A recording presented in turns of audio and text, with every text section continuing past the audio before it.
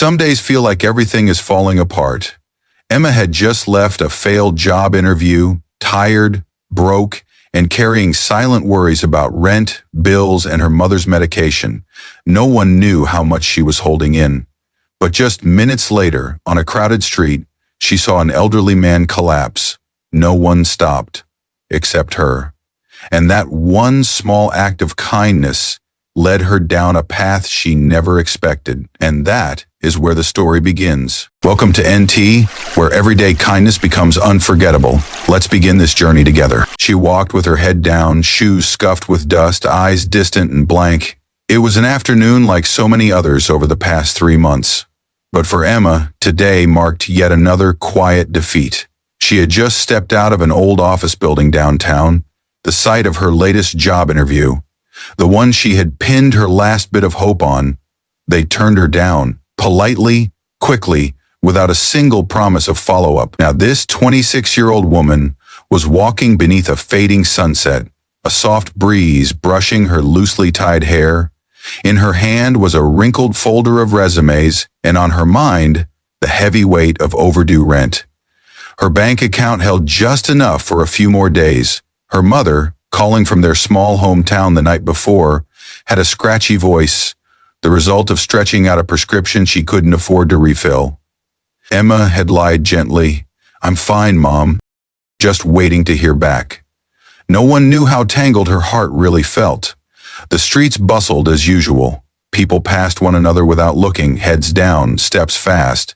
The sounds of traffic, honking horns, and hurried footsteps blended into a chaotic rhythm. A city too busy to listen. Emma had no idea that just a few steps ahead, her life was about to change course. At the intersection ahead, where crowds rushed across the crosswalk, a group had gathered. But not to help. They were simply watching. That kind of watching, distant, cold. In the center of the street, a man lay motionless, an elderly gentleman dressed in a worn-out military jacket with frayed shoulders. His baseball cap had fallen sideways. He trembled, clutching his chest, struggling even to sit up. People stepped around him like he was a piece of trash in the road. Emma stopped in her tracks. Her heartbeat slowed. She saw her grandfather's face in her mind, the man who had raised her with calloused hands and bedtime stories about the war. She remembered the day he collapsed from a stroke unnoticed by anyone except her. And now, in front of her, was almost the same scene, all over again. Emma froze on the sidewalk, her body still as time itself seemed to slow. The sounds around her, the honking, the footsteps, even the wind, faded into the background. All that remained in her awareness was the sight of the elderly man lying alone in the middle of the crosswalk, like a forgotten soul in the rush of a world too busy to care. No one stepped in. A man in a white dress shirt glanced over, then kept walking. A young mother tugged her child away, fear flashing across her face. A teenager with earbuds shook his head and hurried past, as if the man belonged to a different world entirely. Emma swallowed hard. Her heart ached in her chest. Images of her grandfather flooded her mind. That one afternoon when he had collapsed on their kitchen floor, his hand reaching out, trembling just like that. She was only 14 then, but she had called for help. He survived. And afterward, he would often say, "You were there when I needed someone most." Now, someone else needed someone. And even though she could have kept walking like everyone else, something deep inside wouldn't let her. Emma drew a shaky breath and stepped into the street. She knelt beside the man, carefully lowering herself to the pavement. "Sir, can you hear me?" she asked softly, voice quivering. His hand twitched. His eyelids fluttered. A faint grimace formed on his wrinkled face. Emma set her crumpled folder down, slipped off her light jacket and gently folded it beneath his head. "You're not alone, okay? I'm here. I'm going to call for help." She pulled out her phone and dialed 911, speaking quickly but clearly to the dispatcher while holding the man's icy hand. "Just squeeze my hand," she whispered through tears that slid silently down her cheek. "You're not alone. Not today." No one else stopped. No one turned back. But Emma, fresh off a job interview that had gone nowhere, her life hanging by a thread, chose to stay beside the man the whole city seemed to have forgotten. The doors to the emergency room closed behind the stretcher, leaving Emma alone in the quiet hallway, sterile white lights flickering above her. She sank into a cold plastic chair, her hands still trembling, her chest hollow. And yet, she didn't leave. She couldn't. She shouldn't. A nurse came out a few minutes later, holding a small plastic bag filled with personal items. An old faded ball cap, a worn-out wallet, and a crumpled piece of paper. "We found this in his jacket pocket," the nurse said, handing it to the attending doctor. "It's a business card with a phone number and home address." The doctor gave a quick nod and made the call to the emergency contact listed on the card, James Evans. Less than 20 minutes later, a tall man in a heavy coat hurried into the emergency waiting area.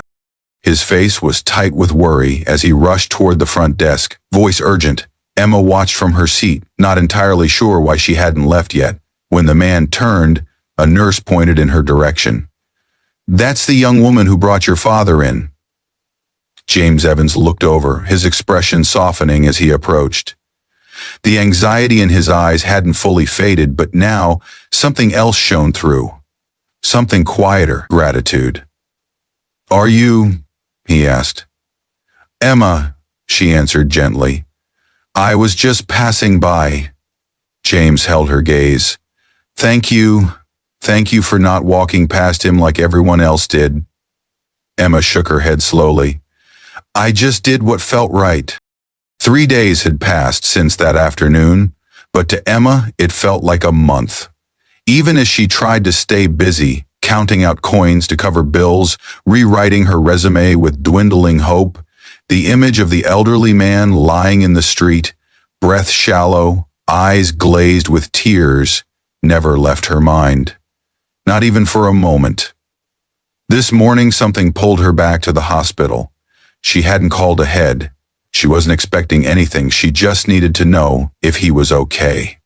At the front desk she asked softly, "Excuse me, is Mr. Robert Evans still here?" The nurse gave her a kind smile. "Room 312. He's been waiting for you." Emma blinked. "Waiting? For me?" The nurse didn't answer, just smiled again. She opened the hospital room door gently. Sunlight streamed through the window, casting a warm glow on the man's face. His color had returned, and he sat propped up by pillows. His old military uniform was folded neatly beside the bed. When he saw her, his entire face lit up. "There she is, my guardian angel!" His voice was calm, warm. Emma stepped in, her throat tight. "I just wanted to see if you were all right." "Better than all right," he said, taking her hand in his. "Because of you. If you'd walked by like everyone else, I might not be here." A few minutes later, the door opened again. James, his son, walked in.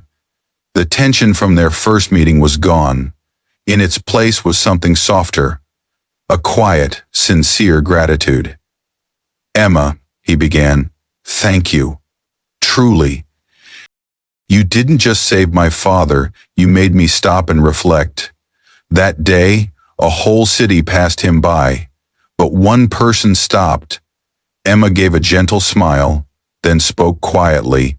"That day, I'd just come from a failed job interview. I'm unemployed, rent's overdue, my mom needs her medication. But when I saw him lying there, I thought of my grandfather, and I just couldn't walk away." James nodded slowly, thoughtful. Then he pulled an envelope from his briefcase and set it on the table. "We run a nonprofit that supports veterans. Right now, we're looking for someone to help coordinate community outreach. No fancy degree required, just someone with the right heart. If you're willing, we'd love to have you on board." Emma stared at the envelope, her hands trembling slightly. For the first time in months, she felt needed, not for her experience or her resume, but for who she truly was. 1 week later, Emma stood in front of a modest 2-story building with a simple sign that read, Veteran Community Outreach Center. She clutched her bag tightly, took a deep breath, not out of fear, but out of something she hadn't felt in a long time, anticipation.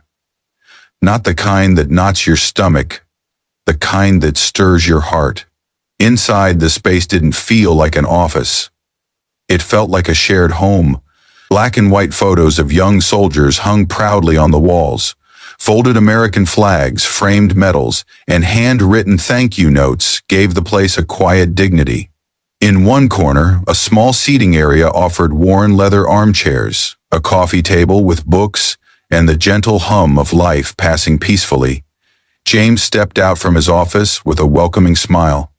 "Emma, welcome to your first day." She smiled back, still a little in disbelief. "I never imagined I'd belong in a place like this." "No one ever does at first," James said. "But they always realize they were meant to be here, at just the right time." He walked her through the building, introducing her to each room, each face. Everywhere she went, she was greeted with warm handshakes and nods of quiet respect. No one asked about degrees. No one asked for a resume or letters of recommendation. They only asked one thing: what brought you here? And for Emma, the answer was simple. A man the whole city walked past, and others just like him. That afternoon, she sat by a window overlooking the small park behind the center. Outside, a veteran was helping a little girl tie her shoelaces. The breeze carried golden leaves across the wooden deck. Emma opened her laptop and began drafting her first outreach program, one designed for veterans returning home with no one to come home to. This wasn't just a job, it was the first place where her heart felt heard, where a single moment of kindness, just one fleeting pause in a crowded street, had led her straight into her life's purpose.